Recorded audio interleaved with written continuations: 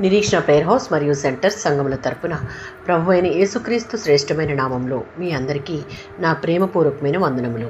నేటి దేవుని వాగ్దానం మత్తయి సువార్త 16వ అధ్యాయం 24వ వచనం. తన్ను తాను ఉపేక్షించుకుని తన సిలువనెత్తుకుని నన్ను వెంబడించవలను.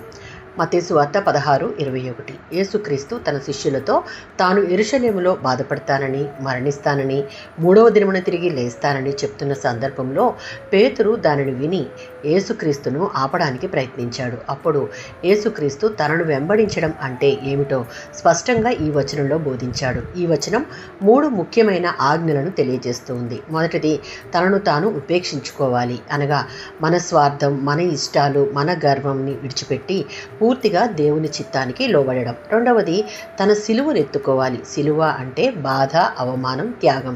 క్రైస్తవ విశ్వాస జీవితంలో వచ్చే కష్టాలను స్వీకరించడం. మూడవది, యేసును వెంబడించుట, అనగా యేసు చూపిన మార్గంలో ఆయన జీవితాన్ని ఆదర్శంగా తీసుకుని ఆయనతో నడవడం. లూకా సువార్త 9వ అధ్యాయం 23వ వచనం, మత్తయి సువార్త 8:34 వచనాలలో రక్షించబడిన మనలను మనం ఉపేక్షించుకుని ఆయన సిలువనెత్తుకుని ప్రతిదినం దేవునిని అనుసరించే విశ్వాస జీవితం కలిగి ఉన్నప్పుడే రోమీయులకు రాసిన పత్రిక 12వ అధ్యాయం 1వ వచనం, సజీవ యాగముగా మనలను మనం దేవునికి సమర్పించుకునే వారంగా ఉండగలం. అప్పుడు మనకు నచ్చనిది కాక దేవునికి నచ్చినది చేయగలం.